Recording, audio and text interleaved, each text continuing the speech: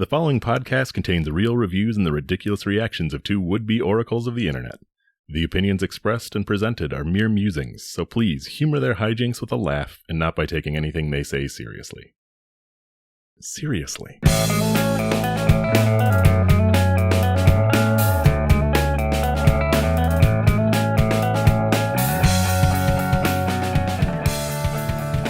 Hello and welcome to ReviewParty.com. I'm Brent. I am Matt. And we have a beautiful podcast for you this week. It's about comedy. It's about the internet. It's about reviews from that internet, most of all. We read them reviews, and then we be funny, and then we read some more reviews. That's pretty much the thing. Yeah, that about sums it up. There's like internet, societal, cultural, zeitgeisty, freaks. Celebrity guests. Yeah. Oh, Keanu was made for a podcast. I couldn't believe when we got Keanu Reeves on here. He just took to it like a fish to water. That's what Keanu means. He probably actually just installed the podcaster disc in his head before he even came on the show. I know how to podcast. Okay, I can start it. You want to start it? What you want to do? Go for it. No, I'm taking it. Okay, fine. Oof. Because I'm excited. It's Halloween season, and I feel like maybe last year I didn't quite get on the train quick enough. Yeah, but last year our holiday specials, if I recall correctly, all snuck up on us in an extreme fashion. It's like, oh yeah, that's sorry. We'll have some of those relevant reviews a week or two late, maybe. Anyway, with that in mind, I have brought an Amazon review for the Maelstrom Halloween Gas Mask Costumes Steampunk Mask Cool Mask Halloween Masks Cosplay Gas Mask Punk Mask Halloween Party Costume. When they have to hit the different combinations of the main words, that's when it really gets ridiculous. Yeah, it's pretty fire. Here's a picture of the mask just for your own edification. Just to download this? It's just for wow. you. Just for you. Oh, jeez. It looks like a costume mask, gas mask, all graffiti painted. I'm surprised it didn't mention that. It looks like a kindergartner painted this bad boy up. Yeah, I don't know how they really think that's steampunk. It's maybe just punk, but not steampunk. Anyway, here's a review from Mike B. Vine customer review of a free product. Nota bene. Mike titles his review, hand-painted, not a real gas mask. And he writes, I didn't think it was a real gas mask, but I was hoping. And continues, this hand-painted purge mask is actually wearable with an adjustable strap in the back, allowing it to fit your head. And there's mesh over the goggle holes, allowing you to see out. It's not comfortable, of course, but it's darn cool. It's now in its well-deserved spot on my capital letters here, shelves of nerddom. 5 stars. There's nothing nerdy about a gas mask, dude. Yeah, I don't know quite. Oh, is this a picture of his shelf? We got a whole shelf pic? I don't know. There better be a Batman on there, dude. Is this his shelf of... I see a little, There better be a calculator. A little Rick doll. Oh, okay. There's a can. It says Billy Beer? Is that a reference to something I should know? There's a panda mug. If this is your nerd shelf, if this is your capital letters shelf of nerddom, you're slacking, dude. I think it's I'm trying extra hard to be quirky shelf. Yeah, I don't know, I wouldn't hang out with him based on this. You're gonna need more than a panda mug, dude. Like, what nerdy media are gas masks, like, even hyper present? That's edgy stuff. That's like... Yeah.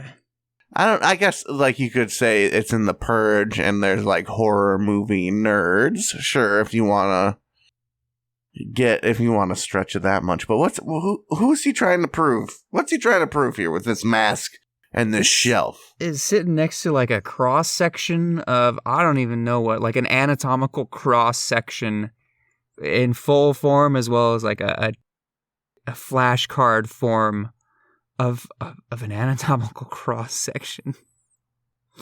of like a human cross section. I assume so. Not a full human, but it's a part of a human. Sure, nerds be knowing about anatomy. Let's bring it back. Let's reel it in. The very first and most unsettling comment was, "This is not a real gas mask." I hoped it would be, but it's not.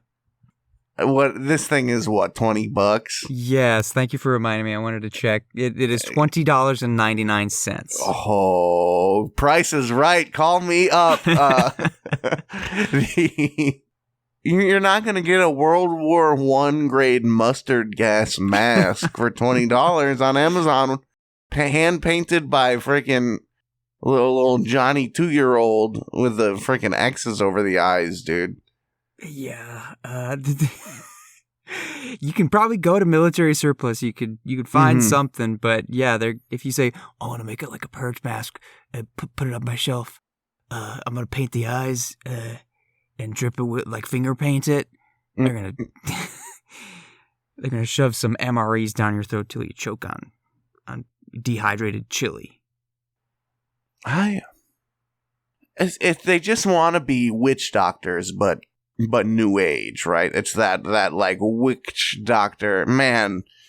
Whatever doctor was like, "This place fucking stinks," and made a whole mask just to like put smelly good stuff in there so you could smell that instead of people's farting butts while he was doing medical work. Just ruined people with lame aesthetics forever, unknowingly. Yeah, I went to a Spirit Halloween yesterday, and it's like, why do I need like neon light up mask? Why do I need the mouth stitched? There's so many cool, creepy things you could do with the mask, but yeah, X's over the eyes, and you don't need to put neon on a plague doctor mask. Come on, you're mixing genres too much. And like you don't go to a rave to be scared. You go to party. You know, if someone's in a gas mask at a rave, you just assume they're doing very cool future drugs and that, you know. Right. No sort of scary Bane from Batman drugs. That would be nerdy. See, a Bane mask would be really cool. That would, yeah. You get a Judge Dredd mask, dude. You don't fight a guy with a Judge Dredd mask on, dude. You don't. His chin is automatically steeled.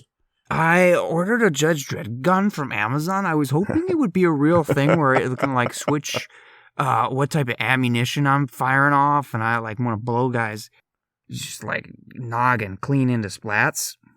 I want to splat some noggins. I put on the Judge Dredd visor, and it wasn't telling me who had committed thought crimes and who hasn't. So, what's the deal? I didn't expect it, but I was hoping it might be real. If you could order real fantastical things from Amazon, I guess like Pokemon is sort of the first where I would have to jump right in. For sure. Yeah, a little buddy with magical attacks. Or a big buddy with magical attacks. Yeah. Or an HM. And just the HM factor. You can fly me around, dude. Do you think Abras and that whole lineage like teleports their psychic trainers around? Oh, I think they do for sure. Done. They don't give you that power in the game because that would just mechanically break the whole system. But right. I think it's implied in the show. Anything a Pokemon does, it also does for society. The Machomps, the Machokes lifting steel girders. My guys, my handsome gray guys. I'm not ordering a friend to use magical abilities. I'm ordering a Magikarp and eating it. I have a review. I just did some nerd stuff. Let's do something everyone can enjoy, because we love everybody here. This is for Amazon. Actually, I'm sure this is a pretty divisive product. Spearmint Leaves, jelly candy, minty slices, 2-pound bag. Okay. Those generic sort of old people gummy candy things. Jujubes, would you call them that? I don't know. Yeah, okay. The sort of al dente gummies with the big sugar on the outside, and these are mint. I like these. Yes. The image finally clicked in my brain. Like, yes, I want some of these too. Oh, the little orange version of these, the little like sort of minty orange slices, those are really good. But Wild E. Coyote titles their review pretty tasty. They write, "These are pretty good, minty treats. The only concern I have is the bags state that these are repackaged from a manufacturer that this company is not affiliated with. They don't say who the manufacturer is. I really don't like not knowing who actually makes things that I eat. However, ingredients are pretty simple, so probably safe enough, 4 stars. I want to know exactly who glopped that gloop into the mold. Who chose the dextrose? Who chose the sucrose?" Right, when it says on the side of the pizza box, like, "Oh yeah, baked and packaged by Jacob." Right. You don't want just that. I need a little dossier with my mint candies on the the candy tour, the candy artist.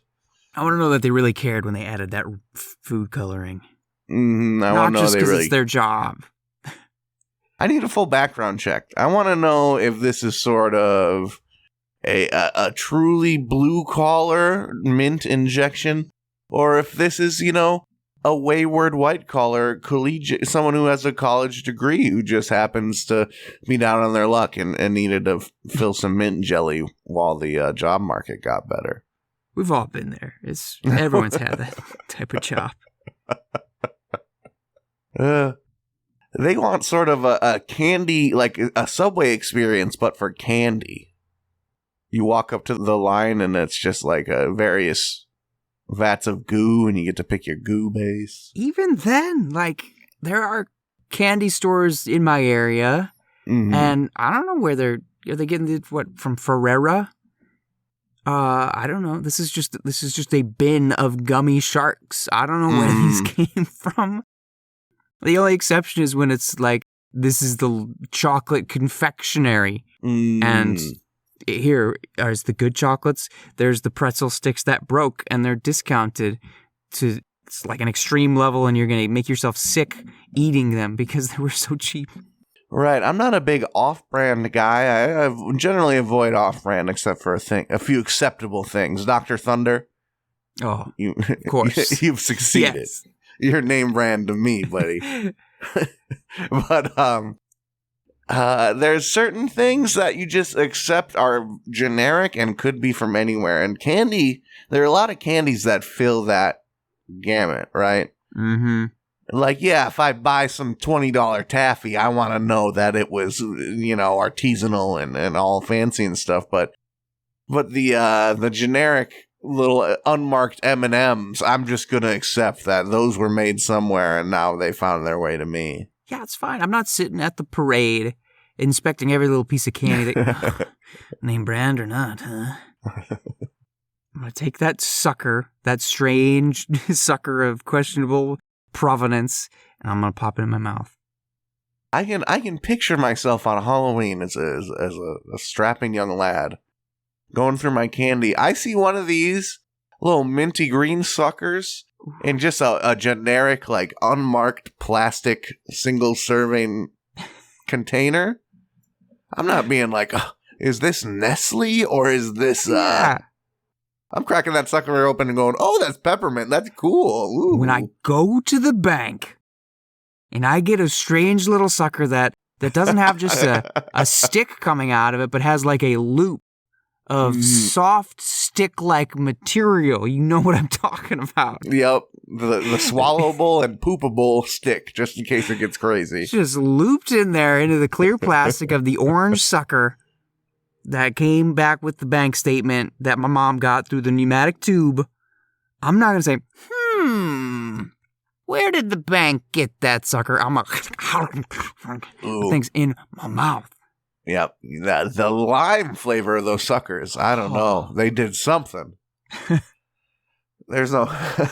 there are certain things in this world, they just paid their dues, man. Those green suckers with the loopy, I don't know, straws, handles, they done paid their dues. The caramel apple suckers you get around Halloween. Oh, yeah. They don't need to explain anything to me, man. They did their own job. They're just good. Oh, yeah. I just, get one of those and just... It probably looks horrible, but I don't know how else, but just jerk it on my tongue. Just fucking rapidly, right all across my tongue. Get all that caramel. Oh, yeah. Oh, yeah. Do you have a review? Yeah, turning back to horror, I have here an IMDb review of Rugrats, the Paramount Plus reboot revival show. That the kind of 3D-ish one, right? 3D. Let me look at this poster here. Yeah, strange, 3D clay-ish, it's very slightly, maybe some cell shading going on. I don't know. Anyway, this is a review that comes to us from GamesKiller-07685. I'll run into this guy in the queues. Games Killer titles their review, "This should be in the horror genre," and writes, "Absolutely scary and disturbing. I'm so surprised that there's no horror section on this title. I'm personally a fan of horror movies, and I've watched a lot. Nothing frightened me as much as this on. The level of terror and weirdness is unreal, and it's supposed to be a kid's show? 1 out of 10. Their Uncanny Valley, I don't know, susceptibility. They haven't built up a good immunity to Uncanny Valley. I feel bad for them. They got to see some more weird stuff. They need to be exposed to the internet circa, I don't know, 2006. Some salad fingers is what you're saying. Right. I don't know, 3D animation by nature when animating humans can be very uncanny, right? But I don't know. Yeah. You really that afraid of Rugrats, sincerely? Yeah, I think that's, you should reconsider your statements. To be fair, I decided to try and pull some more reviews just on the fly here. Here's one from Messy, and a bunch of numbers I'm not going to read. Messy titles their review, "So sad," and writes, "It's so sad to see a show from the 90s remade with today's technology and views. The babies sound the same, but the adults sound just wrong. Grandpa sounds like he's 25. 3 out of 10. I hate to say it, but old Grandpa's voice actor, I don't know who it is, but I'm going to take a wild stab, say he wasn't available for the call. He didn't return any of the calls. Right. He, he was a bit tied up. He's a little bit deep in something. 6 feet, you might say. God, I cannot be watching a Rugrats reboot worried about what fucking Chaz sounds like, man. Yeah, if the babies sound fine, I'm probably giving everything else a pass. And I'm looking at pictures. It's not that uncanny or scary. I would dare say it's a little cute. I don't know. In motion, maybe it's different, but It's different, yeah. I think they did something similar with SpongeBob. They did a spinoff with this almost clay-like 3D animation.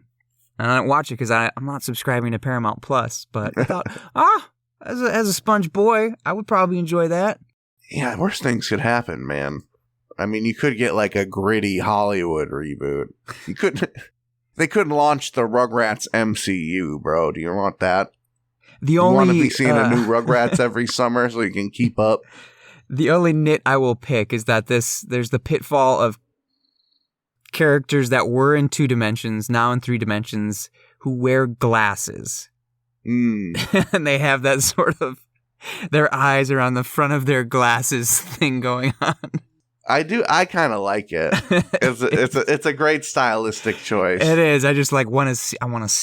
I want to see those extra tiny dots. It's just it brings me back to the Millhouse, man. The joke of the glasses character taking off their glasses and their eyes look all beady and weird. All right. I got weird glasses and beady little eyes. I think we're going to take a little break so I can take care of that. Right.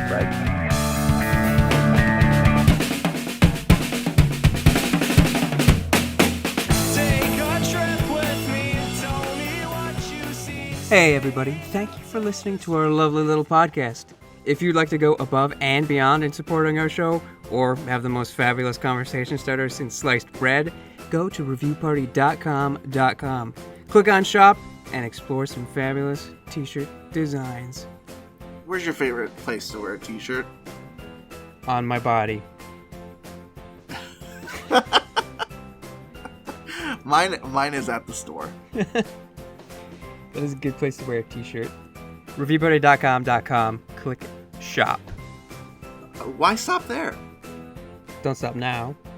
Don't stop me now, because I'm buying a t-shirt. I'm buying a shirt. Ladies and gentlemen, welcome to the second half of the episode. And speaking of people dying, it's time for the somber tones of Memento More Review. How quaint. How apt. How apropos. It's almost as if it's a spooky season where things go bump in the night and old people die. Memento More Review is the segment where I try and mine Ticketmaster for reviews of artists, be they comedians or musicians or entertainers in some other way. I look for the reviews of these people who are dead now, and sometimes there are quote-unquote tribute reviews that are left in the wake of their passing, but usually I'm trying to just find what people said about them when they saw them live, to memorialize those that have left us. People have been dying this year. I don't know if you heard. People are croaking, man. None of the people that croak have jobs that I can have afterwards, though, it seems like. Yeah. I want to slide up on the scale. Come on. Right. I haven't necessarily been moved to look for one of these lately, but I figured, no, I want to do this. It's been a while, so I pulled up the list of who died this year, and I found a Midwest boy done good. He was pretty old, too. Bob Newhart, classic comedian on television for many years. I don't know that we have necessarily strong feelings about him because he did most of his work before we were even born. Mm-hmm. But hey, he was an elf, so people know that. He was in the Big Bang Theory. He was in The Rescuers, man, so legend. There you go. And disclaimer, this is all in good fun. Bob's dead anyway. He's not going to hear this. But any joy or sadness we take doesn't mean anything, okay? Anyway, here's a review from Frank Dexter. Frank titles their review, Newhart Has Lost Nothing, and writes, Saw Bob Newhart last night at La Mirada Theater. I first saw him 45 years ago in Chicago when both of us were much younger. I've seen hundreds of comedians over the year, even dabbling in it myself over 30 years ago. Okay. For a little over an hour, without notes or even a glass of water, would have recommended that to him if I could. Bob spins joke after joke. His act over time has evolved into a kind of career retrospective, including a clever, quote, home movie that he narrates, which includes a nod to his various TV shows. He did the driving instructor last night as his routine from his albums, which belongs in the Comedy Routine Hall of Fame, if there was one. That wasn't even his finish. The show was a very satisfying night. How many 87-year-old comedians can do an encore? Bob does. 5 stars. They're a little hyped up on the juice. I'm sure a man puts on a great show, but oh my God, the actor memorized the lines. Yeah. Come on now. A man that old needs to stop and take a sip of water every now and then, I think. Sure. Bob, please. I think he's got a camel thing going. Old dudes, they just got a bit of a camel situation. Right. He's gloves up. 3 cups of coffee in the morning and he's set. Right. Oh, I drank a liter of water like 2 weeks ago, man. I'm good. Yeah, my Give me another prostate hot is coffee. prostate the size of a volleyball, so I don't urinate too often. And when I do, it is dark. That's all the cold cuts talking, though. Here's a review from Dr. JJ titled, Even at 87, ... Dr. JJ writes, one is always cautious making reservations to see an 87-year-old performer, no matter how great. I have to admit, keeping a careful eye on the news as the concert date approached. Oh my God. Yet once the performance began, it was obvious that Bob Newhart has lost none of the impeccable timing he had in his youth. He mixed fresh material with a few flashback sequences to his button-down mind days, and he added some stories of past stars he worked with. I would not hesitate to recommend your Catching Bob's next performance. Hopefully, it will be one of many more. 5 stars.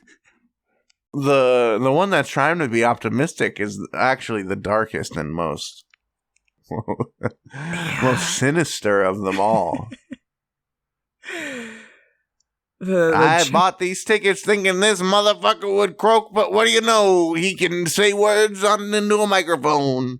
I checked the news like 15 times expecting to see he's dead. No more tour. Sure enough, not half bad.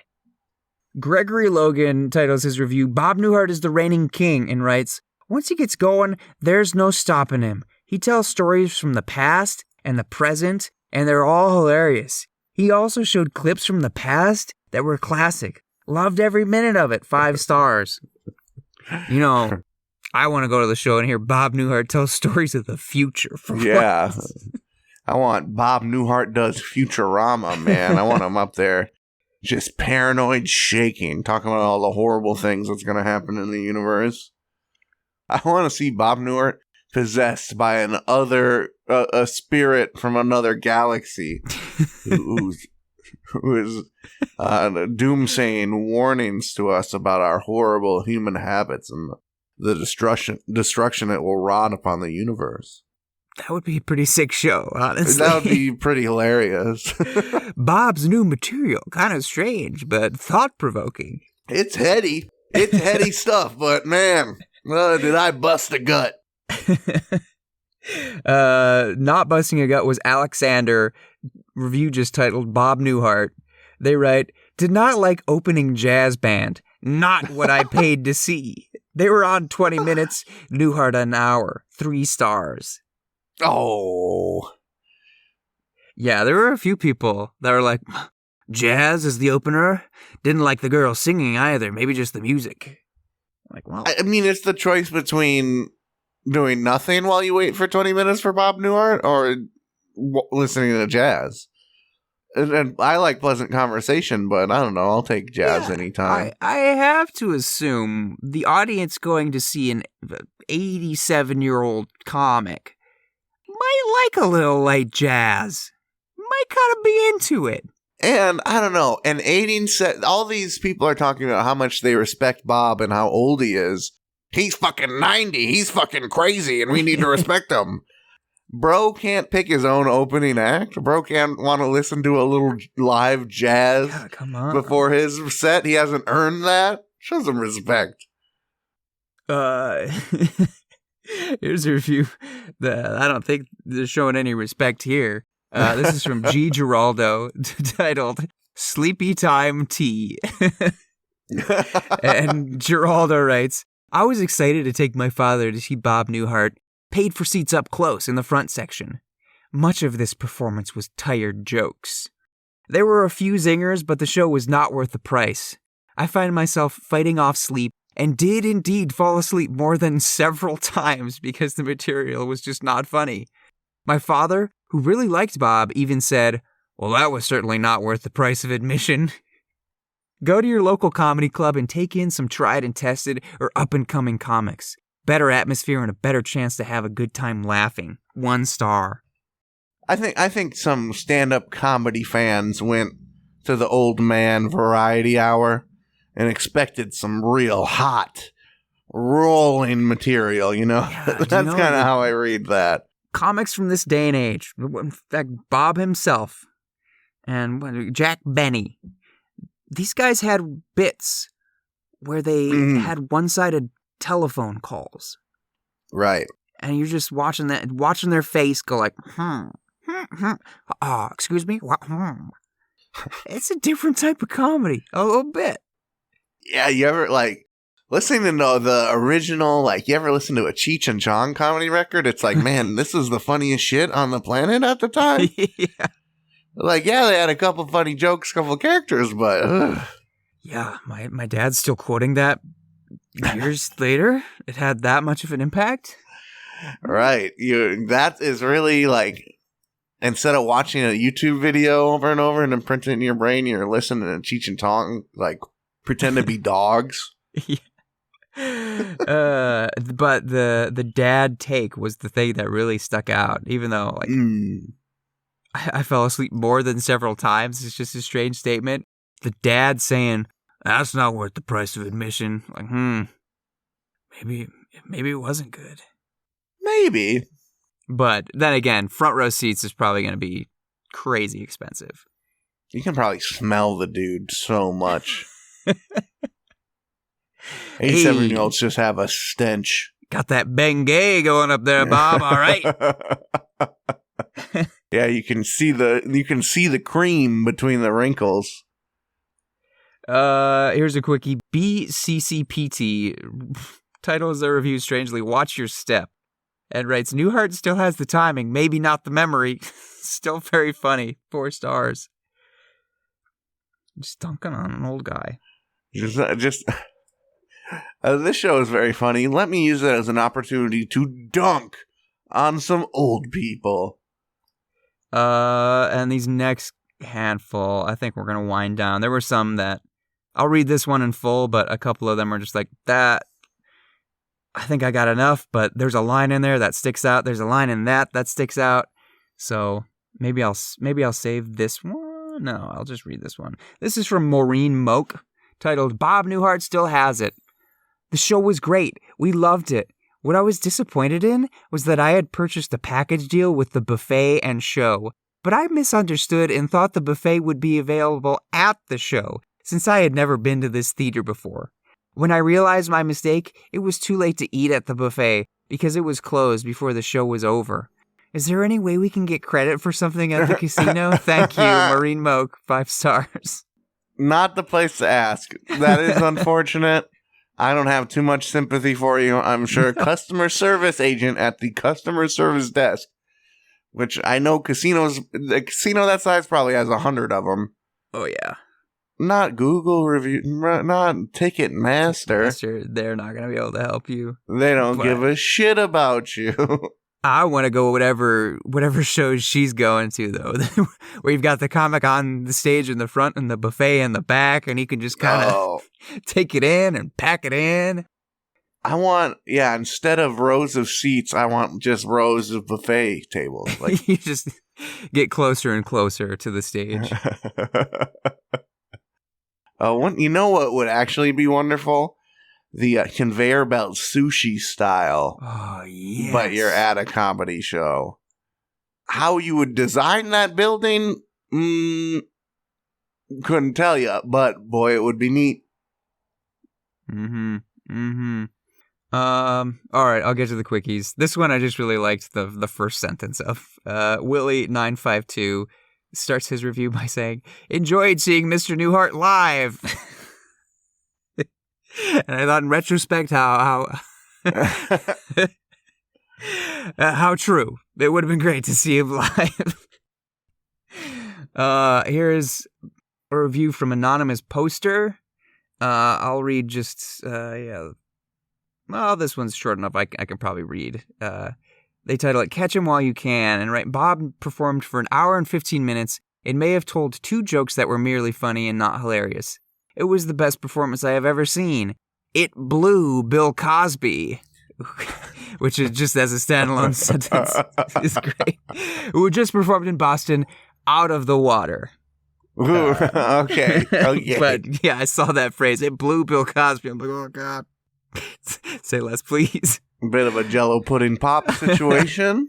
And here we'll end on Tiki at 29's review. They title the review, I love him, and write, I have always been a huge fan of his and was so glad to have had the chance to see him in person. He has such a wit and great timing. I have a love-hate relationship with the Wilbur, that's the theater.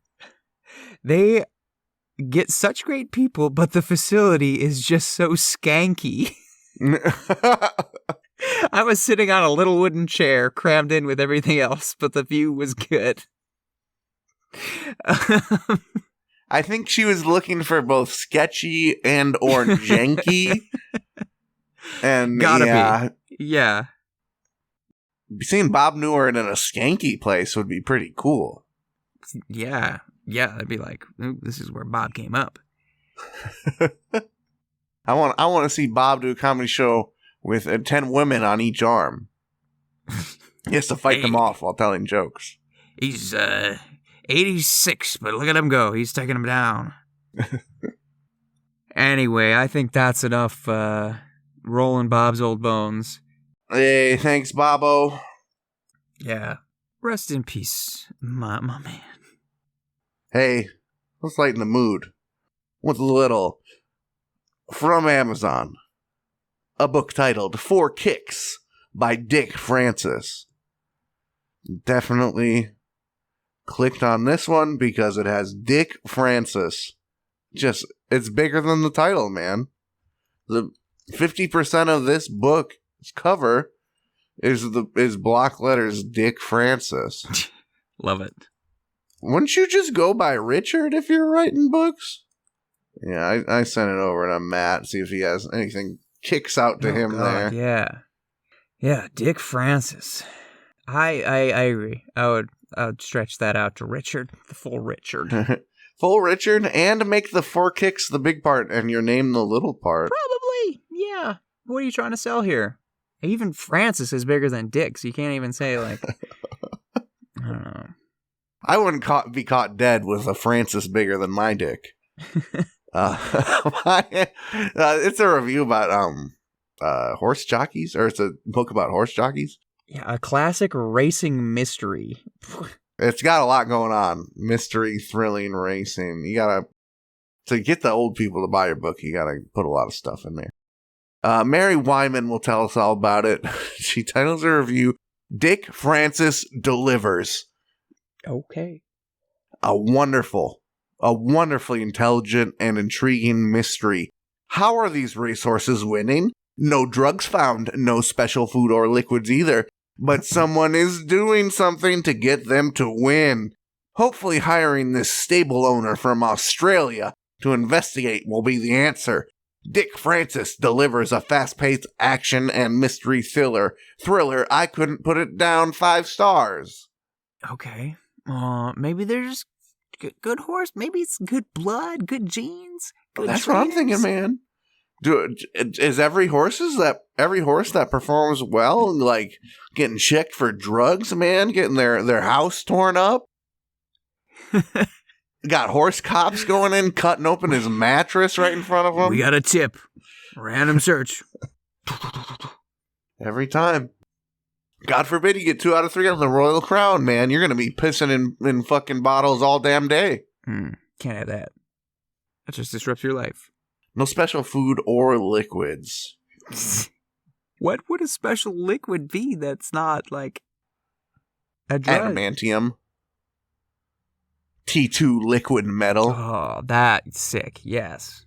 Liquid metal horse is probably the coolest thing there is. That and that Venom horse. I can't wait to see that. Can't wait to see Venom horse. Venom horse versus Terminator liquid metal horse. I mean that. Dude, just combine Dick them. Francis. Yep, Dick. We got your Dick. sequel right here. Get on it. See, that's, the clash of those two titans. You're wondering what's going to happen. Can one take on the other? And who's really the bad guy? Who's the good guy? Uh-oh, they join forces and turn on humanity. Mm-hmm.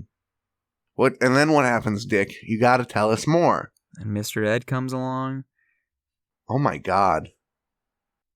Dick Francis only writes horse racing mystery novels.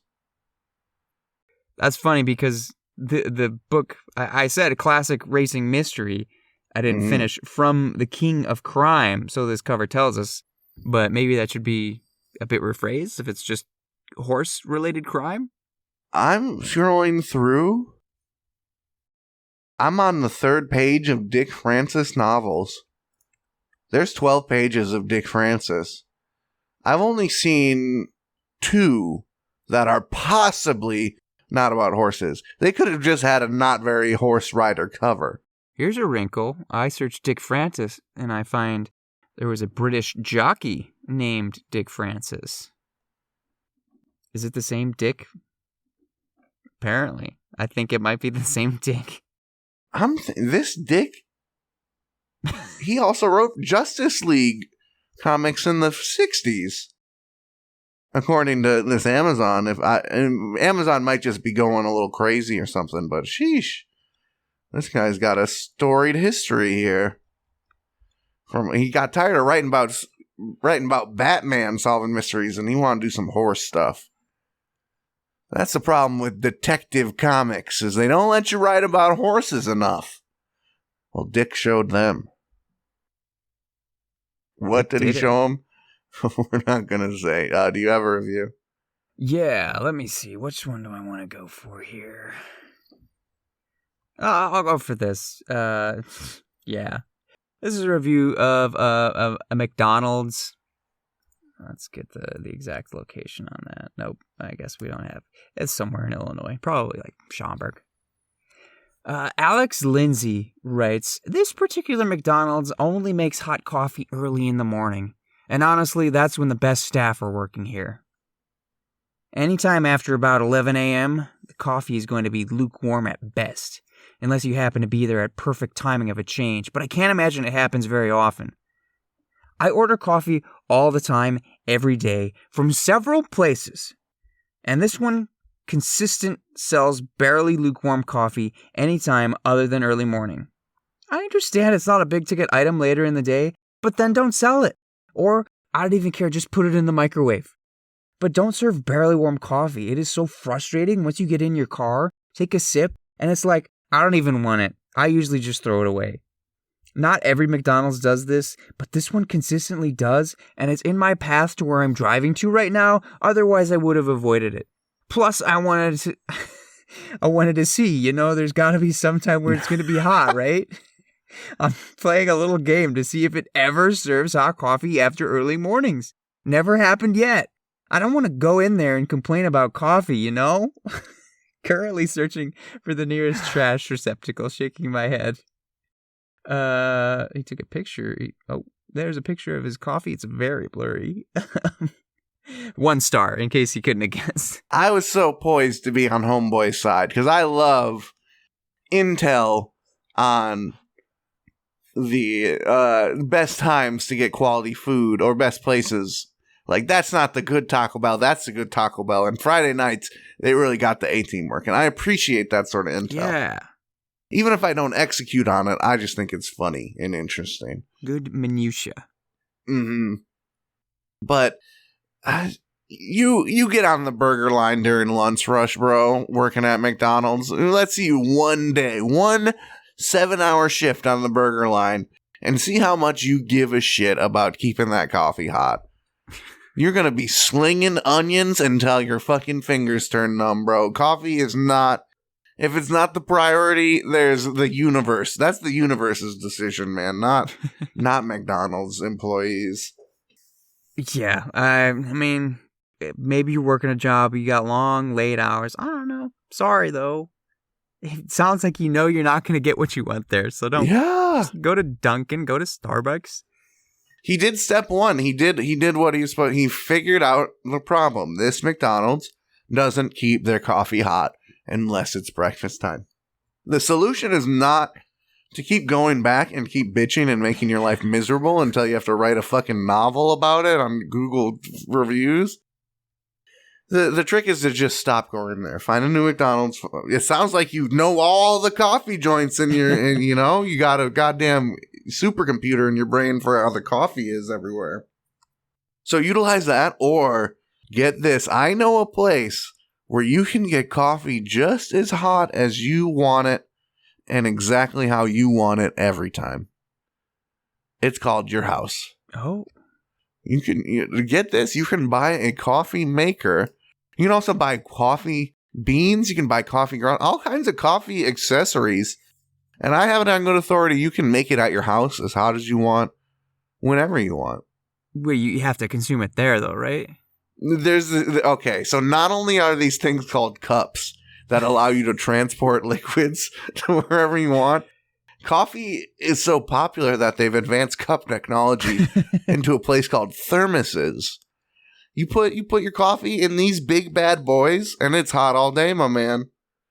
Well, here's what Alex has to say to that. A review of a different McDonald's. I ordered a coffee at 7:15 p.m., and it's barely lukewarm.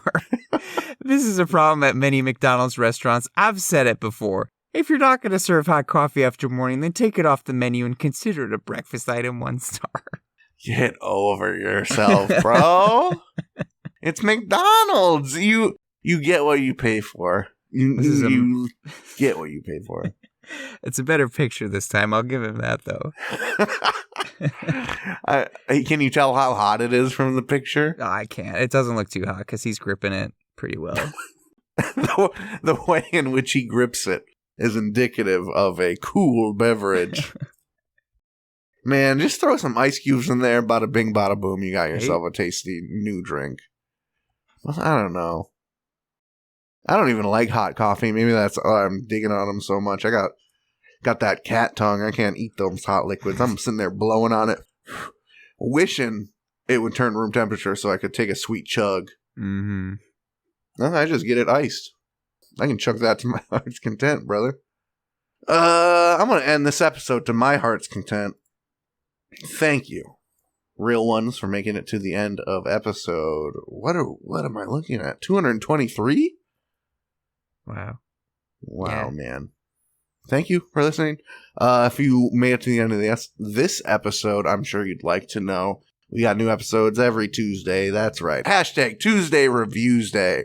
If you'd like to send in a review for us to make some funny over on one of those Tuesdays, please send an email with a hyperlink or a screenshot of the review to reviewparty.com@gmail.com and include your name so we can throw you some credit for that. Yeah, if you want to reach out to us in some other way, shape, and form, you can find us online, Instagram and TikTok @reviewparty.com, Twitter /X @reviewpartypod. You can find reviews that we may have written on Letterboxd, search Review Party. We've also got a YouTube if you like to consume content in that fashion. Review Party. We've got some shorties up there. Get them in your gams. Or if you like to read and look and click and experience, reviewparty.com is the destination we set for you, where you will find shop, blog, listening platforms, and a cornucopia of beautiful things to see. It's just great. Blue. It's just great. It's blue. Blue. Hey, Nosebleeds. You heard their song, Bread for Breakfast. Throughout the episode, you can hear more great jams by them. Just search Nosebleeds on Spotify. That's one word. I'm gonna read this damn review, and then we're gonna end this episode. Okay. I'm telling you, this is from Amazon for the Tetra Jumbo Krill, freeze-dried jumbo shrimp, 14 ounces, natural shrimp treat for aquarium fish, red, 16,200. Okay. This is from Jennifer in Canada. They titled their review, Great Krill.